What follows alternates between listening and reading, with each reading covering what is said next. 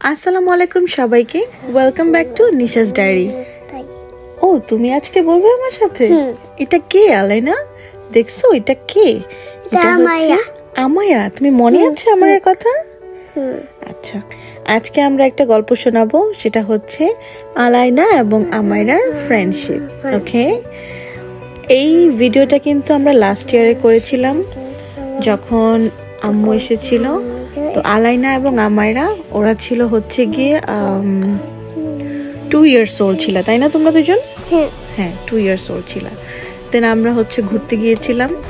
আলাইনা এবং আমায়রা কিন্তু 1 মাসের বড় ছোট, বাট ওদের দুইজনেরই কিন্তু মানে একই ডেট, ডিউ ডেট সব কিছুই এক ছিল। হাও আলাইনা 1 মাস আগে বর্ন হয়েছে এবং আমায়রা বর্ন হয়েছে 1 মাসের ডিফারেন্সে।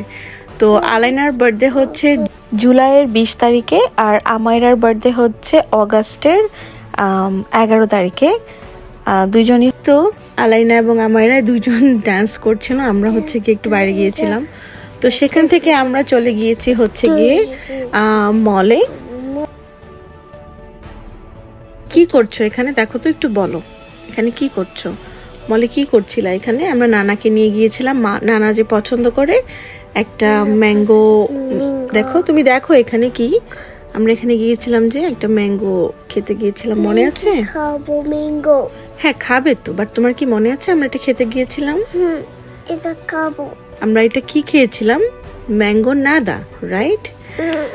ওকে, এই ম্যাঙ্গো নাদাটা আমি প্রথমে চিনতাম না, আমি কিন্তু সেদিনই ফার্স্ট খেয়েছি এবং খাওয়ার পর আমার খুবই মজা লেগেছে। এবং আফরিন আরও একটা কিছু নিয়েছিল, সেটা তো খুবই বেস্ট ছিল।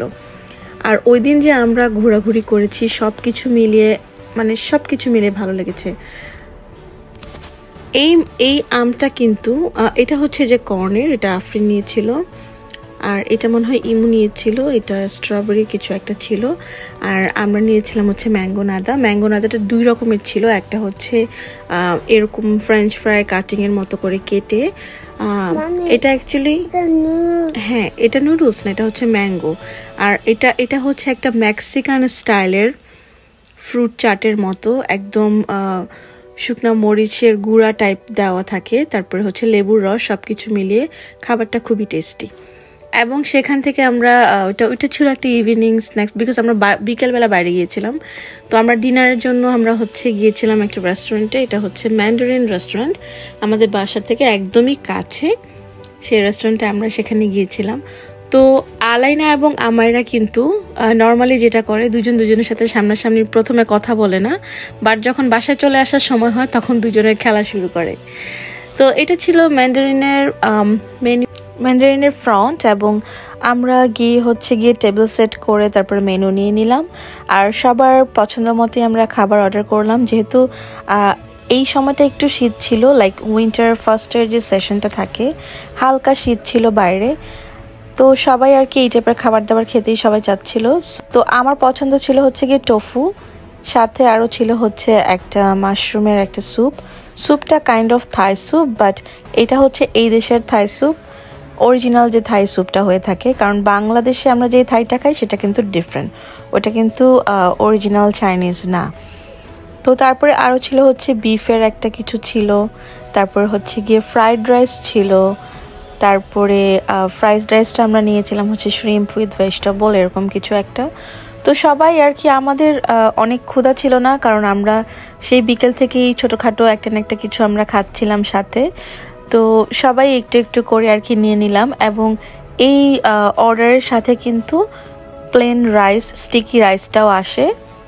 ম্যান্ডারিনের সব থেকে ইম্পর্টেন্ট যেটা হচ্ছে খাবারগুলো হালাল, তাই এখানে আরও আসা, কারণ এখানে আম্মু সহ আর একটা আন্টি আছে, তারা হালাল খাবারটাই প্রেফার করে। বন্ধুদের সাথে কাটানো সময়গুলো কিন্তু সবসময় মূল্যবান এবং প্রেশিয়াস। সুন্দর মুহূর্তটাকে আমি ক্যামেরাবন্দি করে ফেলেছি। আশা করছি ভিডিওটি আপনাদের কাছে ভালো লেগেছে। ভালো লাগলে অবশ্যই শেয়ার করবেন এবং সঙ্গে থাকবেন নিশাস ডায়েরি। চলে আসবো অন্য কোনো দিন নতুন কোনো ভিডিও নিয়ে। সেই পর্যন্ত কিপ ওয়াচিং নিশাস ডায়েরি। ভালো লাগলে অবশ্যই একটি লাইক দিয়ে যাবেন। আল্লাহ হাফেজ।